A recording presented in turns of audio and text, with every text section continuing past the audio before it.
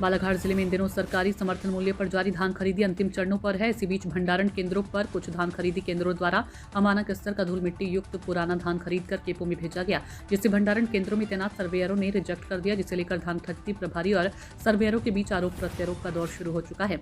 धान रिजेक्शन मामले को लेकर सर्वेयरों के एक प्रतिनिधिमंडल ने कलेक्टर से मिलकर ज्ञापन सौंपा और बताया कि इन पर अमानक स्तर का धान पास कराने के लिए अनैतिक दबाव बनाकर अनर्गल आरोप कुछ धान खरीदी प्रभारियों के द्वारा लगाए जा रहे हैं।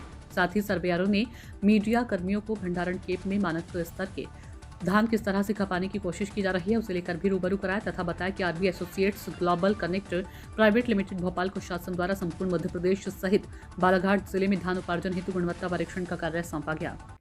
मेरा नाम दीपक धाकर है। मैं आरबी एसोसिएट भोपाल से गुणवत्ता निरीक्षक हूं, जो कि बालाघाट जिले में जो धान खरीदी हो रही है उसके लिए औचक निरीक्षक के रूप में कार्य कर रहा हूं।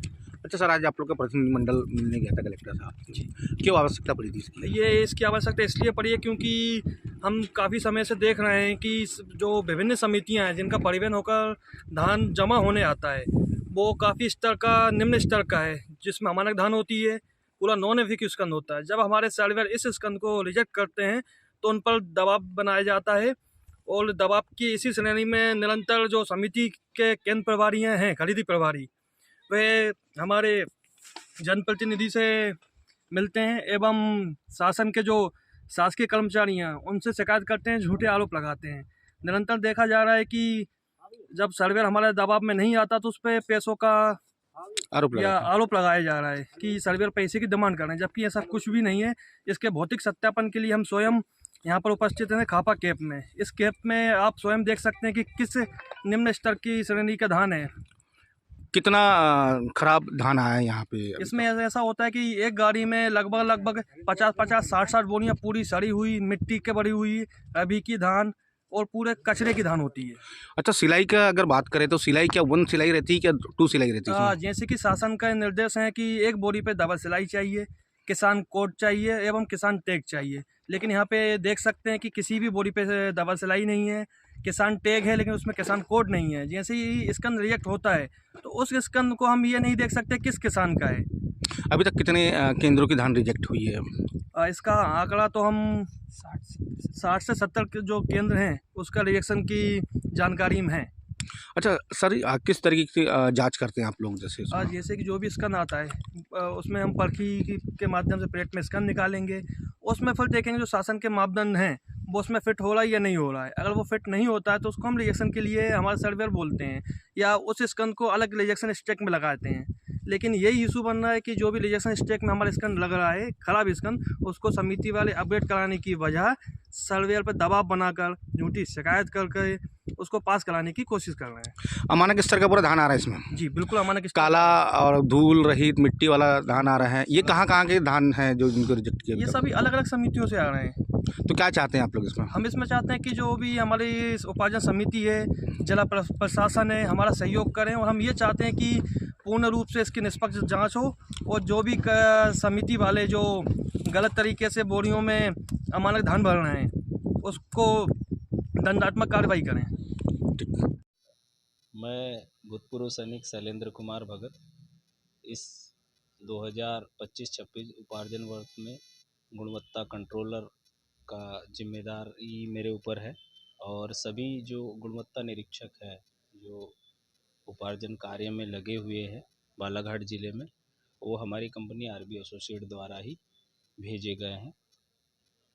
लगातार देखा जा रहा है कि अभी विगत कुछ दिनों में काफ़ी अमानक स्कंद की धान भंडारण केंद्रों पर भेजी जा रही है, तो उस धान का रिजेक्शन बन रहा है, रिजेक्ट हो रही है।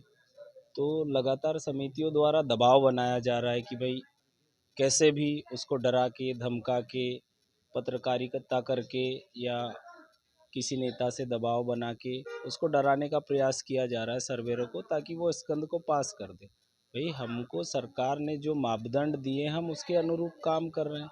अगर जिस भी समिति की कोई स्कंद रिजेक्ट हुई है, जिस भंडारण केंद्र पे रिजेक्ट हुई है, वो वहाँ पर जाके देखे और मीडिया को भी दिखाए और प्रशासन को भी दिखाए। बहुत सारी शिकायतों के बाद हमने कलेक्टर साहब से ये निवेदन किया है कि भाई जहाँ जहाँ पर रिजेक्शन बने हैं या अमानक स्कंद की धान आई है वहाँ पर जाके हमारे खाद्य अधिकारी महोदय, जिला एसडीएम साहब, तहसीलदार साहब और जो तहसील के हमारे खाद्य अधिकारी महोदय हैं, वे सभी लोग उन सभी निरीक्षण जहाँ पर रिजेक्ट हुई है धान, उन सब केंद्रों का निरीक्षण कर चुके हैं और वहाँ की धान अमानक पाई गई है और अत्यधिक मात्रा में पुरानी धान, रबी की धान और रेत मिली हुई धान आ रही है। तो इस प्रकार की अगर स्कंद आएगी, ऐसे जो कितने केंद्र हैं जहाँ की धान अमानक स्कंद की आई है? ऐसे 35 से 40 केंद्र हैं जहाँ की धान रिजेक्ट हुई है। उससे ज़्यादा भी हो सकते हैं क्योंकि पर डे रिजेक्शन बनते रहता है। तो समिति वाले जाते हैं, देखते हैं कि भाई हाँ उनकी धान अमानक है, वो उसको साफ़ सुथरा करते हैं, फिर उसको चेक करके मानक स्तर की वो हो जाती है, उसके बाद वो स्वीकृत कर ली जाती है। अभी आज एक केंद्र से संज्ञान में आया कि सर्वेयर के साथ मारपीट की गई है। रजेगांव में एक केंद्र है, अभी जो एमपीआरडीसी के गोदाम में खरीदी कर रहे हैं, क्या केंद्र है, रजेगांव समिति है, उनके द्वारा सर्वेयर पे मारपीट की गई है। जो आपकी स्कंद पास कर रहा है उससे काम करवाने की बजाय आप अगर मारपीट करेंगे, शासन के काम में अवरोध डालेंगे, तो हमने कलेक्टर साहब के संज्ञान में इस बात को डाला है और इसके खिलाफ कलेक्टर साहब ने तत्काल उनके खिलाफ एक्शन लेने के लिए कहा है। मैं सभी समितियों से ये आग्रह करना चाहता हूँ कि आपको उपार्जन कार्य करने हेतु सर्वेयर दिया गया है, आप उसके साथ अच्छे से बिहेव करें। अगर किसी प्रकार की वह अनियमितताएं करता है तो हमें अवगत कराएं, हम तत्काल प्रभाव से उससे कार्य से निष्कासित करेंगे। सर, जिस तरीके से आप लोग पर भी खरीदी प्रभारी वगैरह का जो स्टेटमेंट कल जारी हुआ है, जी कुछ सर्वर पर आरोप भी लगा है, जी, तो ये सत्य है या? मैं हमेशा से यही कहते आया हूँ, मुझे 5 या 6 वर्ष हो गए बालाघाट जिले में उपार्जन का कार्य करवाते करवाते। मैंने हमेशा से ही जब भी कोई सर्वर के खिलाफ शिकायत आई है या किसी ने भी कोई भी साक्ष्य प्रस्तुत किया है, तो मैंने आधा घंटा या 15 मिनट में उसको कार्य से निष्कासित करवाए हैं। ठीक है, जिला